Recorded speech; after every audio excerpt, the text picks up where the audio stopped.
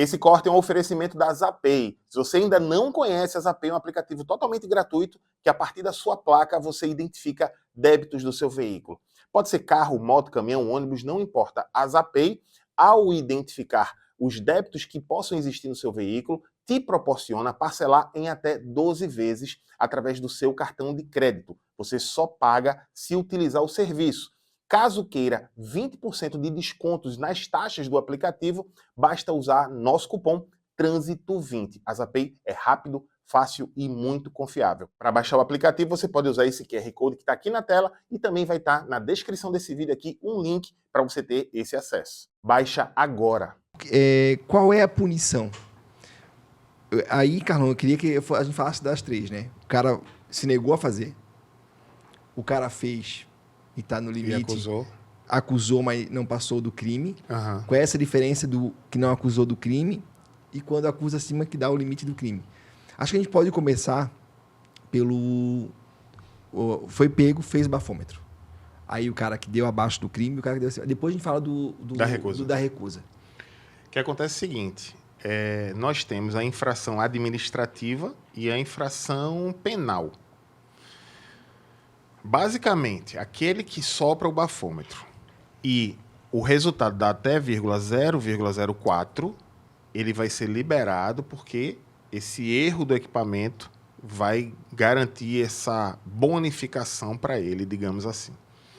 Se sopra da 0,05 até 0,33, que vai ser considerado 0,29, ele estará apenas cometendo a infração de trânsito, apenas, né? Para essa infração, ele vai ter uma multa ali gravíssima, que é agravada em 10 vezes. Então, a gente está falando de R$ 2.934,70. E, além disso, a outra penalidade é a suspensão do direito de dirigir por 12 meses. A própria lei já prevê esse prazo. Tem uma outra penalidade que não está dita no artigo 165, mas naturalmente está dita lá na frente, que é o seguinte: todo aquele que é suspenso, ele tem que fazer um curso de reciclagem. Então, na verdade, essa infração prevê ali a multa, a suspensão e o curso de reciclagem para restabelecer, após 12 meses, o seu direito de dirigir. Se o índice que dá ali vai ser 0,34 acima, aí ele já estará cometendo crime de trânsito, que prevê as mesmas penas de valor de multa, suspensão por 12 meses, mas ele pode ser preso. Na verdade, a equipe tem a obrigação de levar ele para fazer ali o...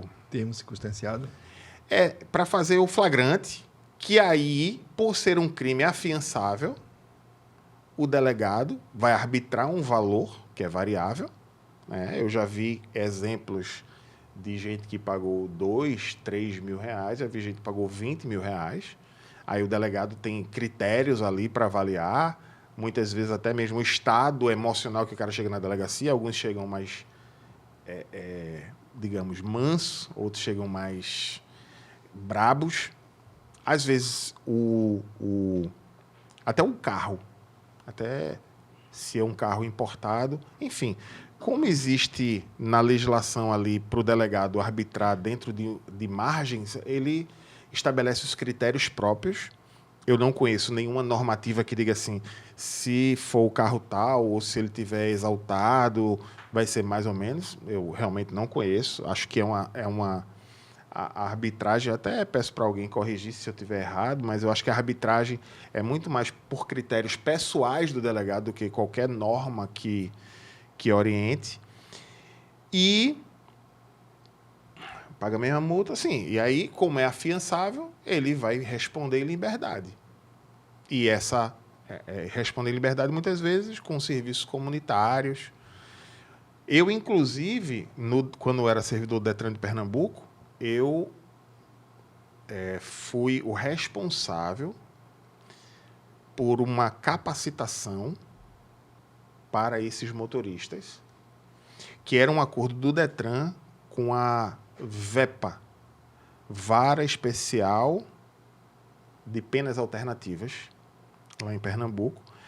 Ou seja, o cara ele precisava fazer algum serviço comunitário e o juiz, muitas vezes, por existir esse acordo com o Detran, obrigava esse indivíduo a ir para o Detran, fazer um curso. Aí ele tinha, eu não lembro exatamente, mas eram alguns dias, e eu ministrava o curso para eles, justamente de relacionamento, a própria colimia e tal.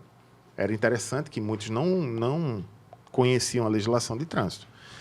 Então, são essas duas possibilidades, infração e crime de trânsito, vai depender ali do índice. Lembrando que a gente está falando aqui da fiscalização através do bafômetro, que precisa ser priorizada. Então, mas é possível autuar alguém e até prender alguém sem o bafômetro? Sim. A constatação do agente de trânsito, pelos sinais notórios, pela exaltação, desordem nas vestes, odor etílico, é suficiente até para o cara ser preso, né? Tem até uma questão interessante, essa resolução que trata de alcoolemia, eu não sei quando é que o pessoal vai estar assistindo, mas nesse momento, em fevereiro de 2025, é a resolução 432, mas ela já está em processo de alteração e a gente está sabendo que vai vir aí alguns testes de sobriedade na legislação, que hoje não tem. Testes de sobriedade. Pedir para o cara andar em linha reta, fazer o 4, né? Fazer esse teste aqui de colocar a ponta do dedo no nariz. Eu não sei se tu percebe, quem faz esse teste aqui, faça aí em casa também. Fecha o olho e toca as duas pontas do nariz. Quem não está sob influência de álcool consegue fazer isso naturalmente, mas quem está sob influência de álcool não consegue. Até mesmo ficar fixo, pés paralelos e fechar o olho, quem está sob influência de álcool tende a balançar e talvez até se desequilibrar. Enfim, essa é a diferença da infração para o crime. Da parte administrativa é tudo igual, né? É só entender assim, tipo, o que muda de um para o outro é quando o que passa do 0,34 ali, né? Passa do 0,33, a partir de 0,34. A partir de 0,34, ele, além de tudo, da multa, do valor, da suspensão, ele ainda responde penalmente, né? Exato. Aí, existe a outra que é, eu não quero fazer o bafômetro. Eu não vou fazer. E aí? Como isso aí foi um avanço, né? Porque essa previsão, ela já existia no Código, no artigo 277, e muita gente dizia que ela não era para ser aplicada, porque esse artigo não era o artigo das infrações de trânsito. Só que aí criou-se um artigo específico, 165A, que é a recusa ao teste do bafômetro, e muita polêmica em relação a esse tema. Muita polêmica, porque o entendimento de algumas pessoas era que quem se recusa estará sendo obrigado a produzir provas contra si mesmo. E que isso supostamente seria algo inconstitucional. Criou-se esse mito de que a Constituição veda a produção de provas contra si mesmo. Mas isso não está na Constituição, isso é uma interpretação que algumas pessoas tentam fazer. Isso é um pacto de San José da Costa Rica, mas que não se aplica nesse caso. Então, basicamente, não existe a proibição da produção de provas contra si mesmo, literalmente, e principalmente, Paulo, não há, por parte da fiscalização, a obrigação, a imposição que você vai ter que soprar. Então, só poderia dizer o seguinte, vamos dizer que esse dispositivo constitucional existisse. Eu não sou obrigado a produzir prova contra mim mesmo. Beleza, o agente de trânsito não pode realmente obrigar você a soprar o bafômetro. O que ele faz é, na recusa, está se entendendo que, se você se recusou, você assumiu aquela conduta infracional. Isso existe, inclusive, no teste de paternidade, né? Há vários casos em que, na investigação de paternidade, aquele que é intimado a fazer o teste do DNA para comprovar a paternidade de uma determinada criança, ou até mesmo de um adulto, e se recusa, é como se ele estivesse assumindo a paternidade. Seria mais ou menos a mesma coisa. Então, essa recusa ela